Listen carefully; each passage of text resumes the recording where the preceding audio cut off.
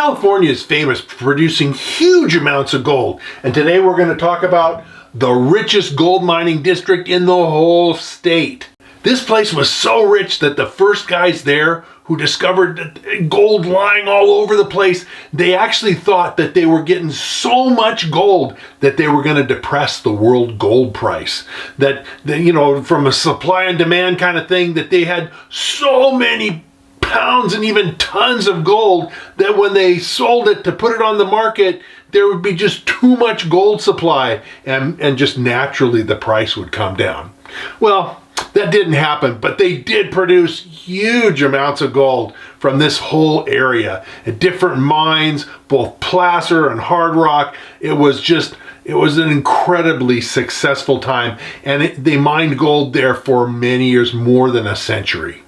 The creeks in the area were super rich, and guys were getting lots of nuggets, and they found a hill that there was quartz all over it, and the quartz was just filled with gold, and it was so rich that, well, they called that hill Gold Hill. Seems like a good name to me. They found all kinds of quartz there that was full of gold, and they kept looking for the vein, and finally they found it, and they started underground mines that, like I say, went on for more than a century. And like I say, the modern streams, the current streams were super rich, but the area is filled with ancient gravels too. There was ancient riverbeds, actually several of them, a number of them, that went through the area, and those were super rich with big nuggets and stuff, and filled with gold. And in fact, they actually invented a new method of mining to work the ancient river gravels that were up high on the hill. And basically what they did was they put in long ditches, and they'd have ponds or diversion areas where they could store the water, and they'd bring it down under pressure, and they'd shoot it against the bank of the rich gravel and wash the old-time ancient gravel down into a sluice box where they'd run it through their sluice and recover the gold, and the gravels would go on out into the river or into the nearest local stream. But they invented this method and produced huge amounts of gold from the placer deposits that were in the area. Now, like I say, the placer deposits were super rich, but usually with placer deposits, within a matter of time they start to play out, and the ancient gravels lasted longer, but even they started to play out as well. But as the placer gravels started to give way, the miners started finding more and more quartz veins that were filled with gold, and the mines got huge, and they went down literally thousands of feet and operated for decades mining hard rock gold. And so the production of this area never really went up, but it never really took a big nosedive. That's the story of most gold towns and gold districts, is that there's a big production period, and then after that it drops off and everybody leaves and it becomes a ghost town, right? Well, this place never became a ghost town. There's still people living there today, although there isn't much in the way of gold mining going on now. There's still current exploration, and people are looking and trying to find more gold deposits, and we're going to actually dig in and talk in all the details about this very famous rich gold district. It's the Grass Valley and Nevada City area. There's just a huge number of mines there. It's got an interesting history. We're going to dig into how the town grew and how the mines grew and how the area grew and became such an important producer in a state that produced lots of gold like California. And then we're going to really dig into the geology of this area, and eventually to the current exploration and areas that you might be interested in prospecting for yourself. So dig in, grab a seat, and let's talk about Grass Valley and Nevada City, and we'll start out talking about the history of the place. The first work the miners did was, of course, with the placers, and here's a shot that was taken way back in 1851. The miners were early on getting started with setting up all their sluice boxes and shoveling material in. It was a lot of work, but they were getting some amazing gold. And Coyote Diggings is just north and a little west of Nevada City. And early day photograph. Well, like I say, all that digging and shoveling was a lot of work, and it took a lot of men. And so they invented a new way to basically make pressurized water do the bulk of the work for them. And they were able to bring down water and keep it at a higher elevation, and have pipes and hoses, and use the pressure of the water to literally wash away the ancient gravels of the hills there. And it worked really well, and the water would wash down and wash the gold and gravels out into their sluice boxes where they would recover the gold. And it took a lot fewer men, and it was a lot less work to shovel all this material, to instead wash it away and just wash the hillsides away. And it was so successful that they just kept getting bigger and bigger and bigger. They started out like this, with just a man being able to hold a hose and spray it where he wanted. But soon they were setting up really big, what they called giants. And they were giant pipes that shot huge amounts of water at these hillsides, but still could be turned and controlled by an operator.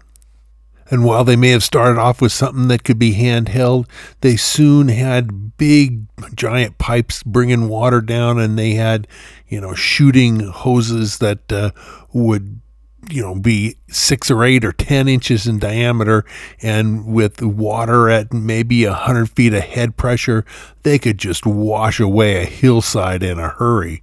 And they got to where they kept expanding even after this. If one nozzle is good, well, hey, if they can get enough water, why don't they have several nozzles working all at once?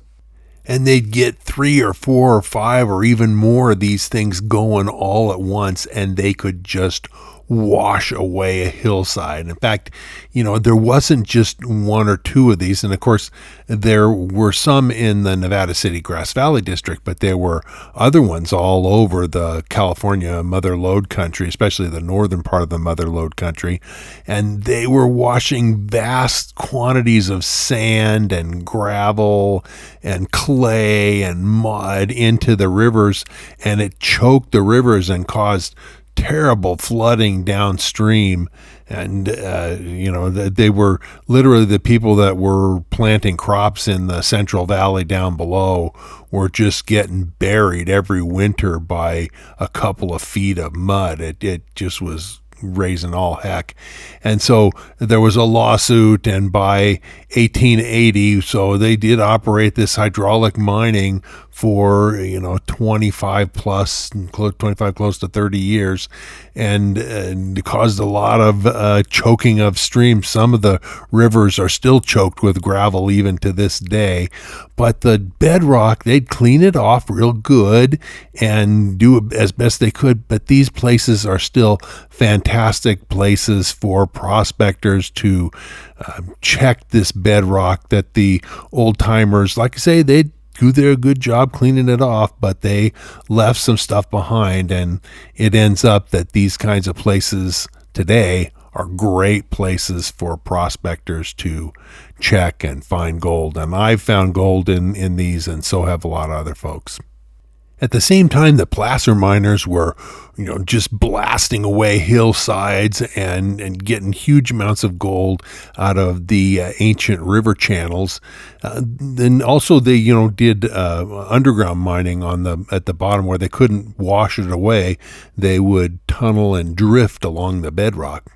But there were also miners opening up huge hard rock quartz veins, and were digging deep into the earth, sometimes thousands of feet deep, and getting huge amounts of gold, because some of the gold that came out of this Nevada City Grass Valley area actually was super rich. They had some great pockets, but they also had a lot of good, solid milling ore, and so there were a number of mines that were really very profitable. The gold veins were rich down thousands of feet. Here we have an early day photograph of miners working in the Idaho, Maryland at the 1,400 foot level. You can see the big white quartz vein in the background, more or less on the left. And then you see each of those miners has a candle in his hand, and the work that they did was all done underground by candlelight. There were no battery powered headlamps, with LEDs or anything like that. It was all done by candlelight. And then for this photograph, I guess the photographer had some sort of a flash system that was a lot more powerful than the little candles, so he could light up the whole work area. But these miners worked all day underground, mining here and digging access ways and getting ore out into the mill. The ore the miners extracted was put into ore cars, and the ore cars lined up, and a lot of the times the trains that had these ore cars were actually hauled by underground horses, at least in the early days. Later on, they had other types of equipment and transport, but in the early days, a lot of it was done by horse. And these were very labor-intensive types of operations. They had men, and men did work, and a lot of the early day stuff, they literally drilled the holes to do the blasting with hammer and steel, with one guy swinging a sledgehammer and the other guy holding the steel. And you can see they'd come in, like I say, huge numbers of guys to work in these mines. And if you look close, a lot of these guys have their candle in their hand, ready to go to work when they get down to the bottom of the shaft or get to whatever level that they were working on. But like I say, some of the ore that they were taking out of these mines was really rich. It paid well, the mines did. Like I say, there was this high-grade, pockety type of stuff like this, but there was also an awful lot of just really good milling-grade ore that was coming out of these mines decade after decade, because like I say, they continued to work from early-day discoveries in the 1850s all the way well into some of the mines into the 1950s. Well, with all these flourishing mines and production of gold, and thousands of miners working underground, there was need for a town, and the town grew up, and there were homes and businesses, and these were prosperous little towns because the mines that they serviced were prosperous as well. This is an actual old picture of Grass Valley taken in 1866 with the big wide dirt streets. They made the streets so wide so that if there was a fire on one side, it might burn the block on one side, but it wouldn't be able to jump across and end up burning the entire town. So these are what these old towns looked like.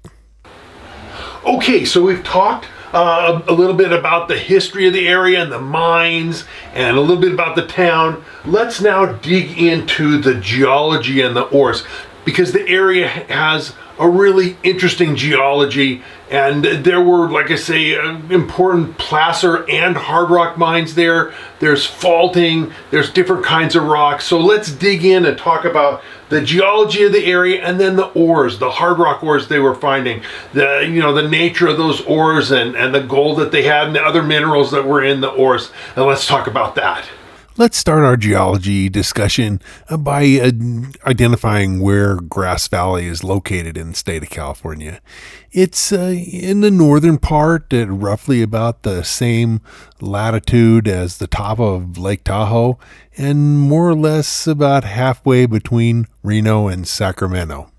Grass Valley is in the northern part of the Sierra Nevada goldfields country, kind of in the lower or areas toward the west where the low elevations are lower. It's not in the highest elevation gold country. It's in an area of metamorphic and igneous rocks that commonly have gold deposits in them. To get now more into the geology of it, the Sierra Nevada gold belt, of which the Grass Valley District is certainly a part, is a belt of, like I say, metamorphic and igneous rocks that basically are on the west side of the Sierra Nevada range. I've circled it here with a black line, and the Grass Valley is toward the northern part of that. Zooming in on this geologic map, you can see that the Nevada City Grass Valley area, I marked it with a yellow dot, is among a lot of metamorphic and igneous rocks. One thing you can notice with this very general geologic map is there's a lot of northerly trending fault zones. And it's these fault zones along which are emplaced and or at least parallel to are the gold quartz veins that made Nevada City and Grass Valley so very rich. Zooming in further, this is actually the Grass Valley, Nevada City area. Those two cities are on the right-hand side of this map. And just to give you a feel for the different kinds of rocks, the ones that are in kind of a tan kind of color are igneous intrusive rocks, granodiorite, gabbro in nature. The greens there are mostly metamorphosed volcanic rocks. There's a kind of a light blue marked CC, and that's slates. And then there's kind of a light lavender kind of pink color that is a serpentine. And so that's basically the combination of rocks that make up the Nevada City, Grass Valley area. Now, you'll see around Nevada City some blobby orange areas, and those are areas of ancient gravels that are gold bearing. Here's that same map zoomed in a little more. Again, these blobby areas marked NG are ancient gravel beds, and this map was actually made to emphasize those ancient river gravel deposits. Now, you'll also see to the south of Grass Valley, which is kind of in the middle, lower middle, you'll see a bunch of orange lines both to the south and to the southwest and southeast. And then from Nevada City in the upper right hand, then the same kind of orange lines to the south and west, that sort of thing. All those orange lines are the many quartz veins that were productive. And that's not just any quartz vein, because there's more than that were here, but these are the productive ones. There's quite a few that have been really productive and produce quite a bit of gold. The Nevada City Grass Valley Mining District is the most heavily mineralized and richest gold district in the state of California, with a past production of more than 12 million ounces of gold. The area has a very large number of productive veins in a comparatively small area. At Nevada City, there is a system of veins running north-south and dipping east at about 40 degrees on the Providence, Champion, Nevada City, Spanish, and Mountaineer mines. The first three are partly or wholly located on the contact, and large thrust faults have taken place along these contacts. Besides free gold, the veins of Nevada City carry from 2 to 10% sulfides, including pyrite, chalcopyrite, arsenopyrite, staurolite, and galena. The Grass Valley veins fall into two major groups. One, those of the granodiorite greenstone area, which have gentle dips, and two, those of the serpentine amphibole areas with steep dips. The veins of the granodiorite area are either in the granodiorite or in the adjacent greenstone and enter the granodiorite at depth. The Grass Valley veins are generally narrow, seldom over 2 feet, and usually about closer to 1 foot in width, but the gold is coarse and the pay shoots are often rich. They contain sulfides, less sulfides than the Nevada City veins. Usually iron pyrite predominates, but the mines on Osborne Hill carry considerable arsenopyrite or arsenopyrite. The gold in the veins is seldom equally distributed throughout the entire quartz vein, but is concentrated in more or less regular bodies known as ore shoots. The gold occurs along cracks and grain boundaries in the sulfides and also in the brecciated quartz. The average grade of the ore in the deep mines is perhaps 1/2 to 3/4 of an ounce per ton. The mines are mostly worked by means of inclined shafts, but there is only a small amount of water, so the pumping expense to remove the water has not been great. The placer mines of the Nevada City District are located along Washington Ridge to the north of town and the ancient river channels which underlie it. The ridge terminates at Nevada City, but the channel extends 2 miles westward and has been worked by hydraulic means. The channel follows closely the course of the ridge, showing that the ancient river channels followed approximately the same direction as the modern streams, which have eroded on either side of it to produce the ridge. The map here shows numerous red lines or orange lines of the veins surrounding Grass Valley, showing that, like I said, this is an area with an unusually large number of rich quartz veins in a comparatively small area. So now let's get to the prospecting opportunities that are out there for you, that you can get out there and find your own gold in the area. That, the area still has gold. A lot of the in-town areas around Grass Valley and Nevada City, they're developed. There's, housing tracts and stuff. There's thousands of people that live out there. So, even though there was gold mining there back in the day, you can't go into somebody's backyard and start mining without their permission. And but there's still a lot of opportunities in the area. Nevada County, the county that Nevada City and Grass Valley were in, is a huge producer, and there's still a lot of places that people go. In the past, dredging, though dredging is illegal in California and has been for many years.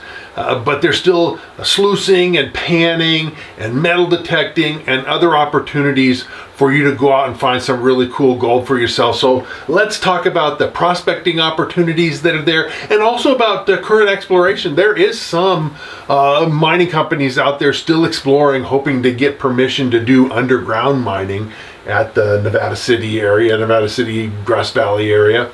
So let's talk about that. Rise Gold Corporation is exploring the Idaho, Maryland mine. It was once the second largest gold mine in the U.S. The company has completed 19 drill holes, totaling 64,000 feet of drilling, done in 2017 through 2019, and that was their initial surface exploration program for the Idaho, Maryland gold project. Drilling confirmed the presence of significant extensions of previously mined veins and structures, including numerous high-grade gold intercepts that were encountered, both near the existing mine workings and to a depth of over 1 kilometer below the historic mining areas. One vein section assayed almost 64 ounces per ton of gold over a 1.5 foot length on the drill. This is a picture of one of their drill cores with visible gold. Now, like I say, both Grass Valley, that's this, and Nevada City are both modern towns with thousands of people that live there, and so you're not going to go poking around in somebody's backyard. But there are opportunities for you to go panning and metal detecting in the general area. There are a lot of little hard rock mines here, small prospects and that sort of thing that are outside of town and in more of the rural area or in the national forest that surrounds the town. You're not likely to find a piece this rich with your metal detector, but there are some nice finds, and I do know some people who've found some very nice finds, actually much richer than this, in some of the old mine dumps. There are a few places set aside for panning that you might try in the creeks. You have to be lucky to get this much gold in a single pan, but I know that people pan for gold north of Nevada City, where Highway 49 crosses over the South Fork of the Yuba River. It's kind of steep to get down there, but there is gold along the creek there, along the river. For metal detectorists, there are hundreds and hundreds of acres of old hydraulic mines that have good potential for gold. They come in all different sizes, from giant ones like this to smaller, more out-of-the-way, kind of hidden ones like this. These are the ones that I think, have the higher potential. And if you're lucky and get onto a good spot and really know how to work your detector well and find the gold, you may end up with a nice stash like this. This was a really excellent find from the old hydraulic pits.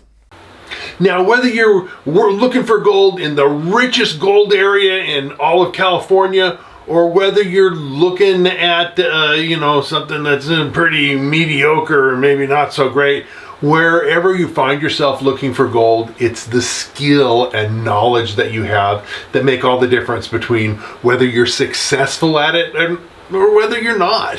And, in order to impart the knowledge that you need to know to find gold for yourself, I wrote a book. It's called Fistful of Gold, and I'm going to tell you a little bit more about my book right now. This is my book, Fistful of Gold. It's an encyclopedia of everything you need to know to go out and find gold for yourself. It distills down my 45 years of experience out in the field prospecting, as well as my degree in mine engineering. It's, like I say, an encyclopedia. There's a lot to it.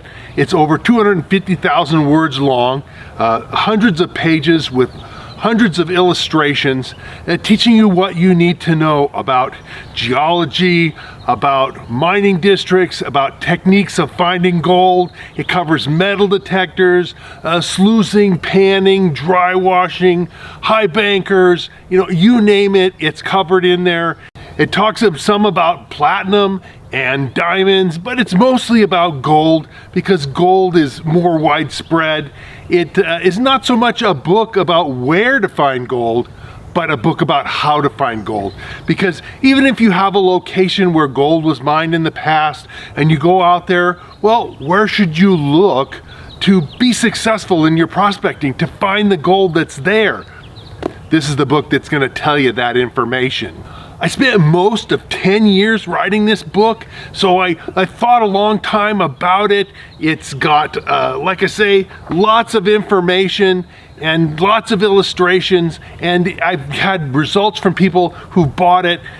It's available on Amazon, but I recommend buying it through High Plains Prospectors, and I'll put a link in the description for buying this book through them. They have a better price than Amazon, and I have a special deal that I'll tell you a little bit more about, where you can get a 5% discount from the price even with that. On Amazon, the book rates a 4.7 out of 5, which means that of all the people that have bought it, they've been really highly satisfied, and I think you, if you buy my book, will be just as highly satisfied as well.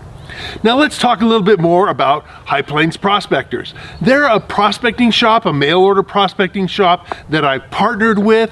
The deal is that I can get you a 5% discount, a coupon code, and I'm going to put the code to that right here. It's just Chris Ralph, all caps with no space between Chris and Ralph.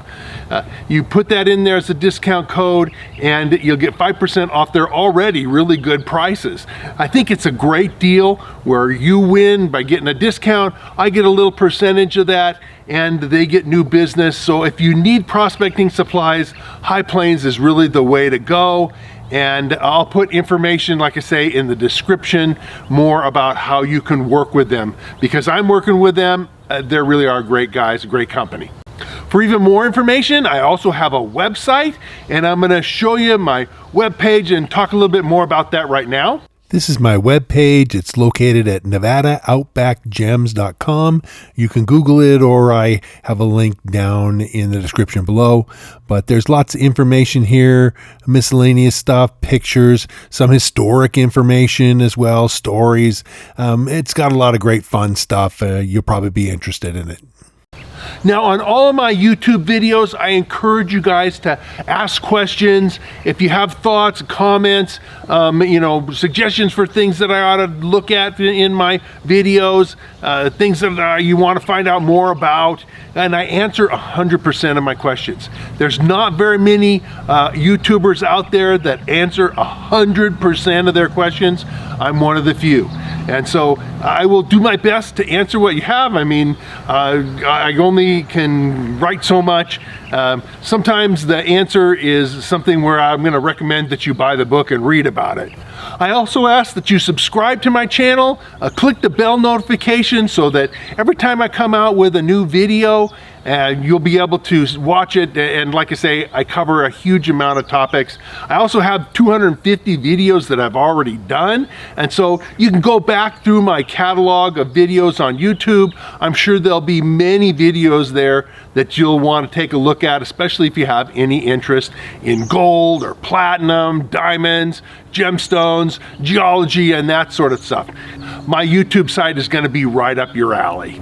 So I'll see you again real soon. We'll be out in the field and back in the office at the whiteboard, and whether we're looking at gold or platinum, diamonds, gemstones, or other interesting geology, it's going to be fun. You're going to enjoy it, and we'll see you again real soon.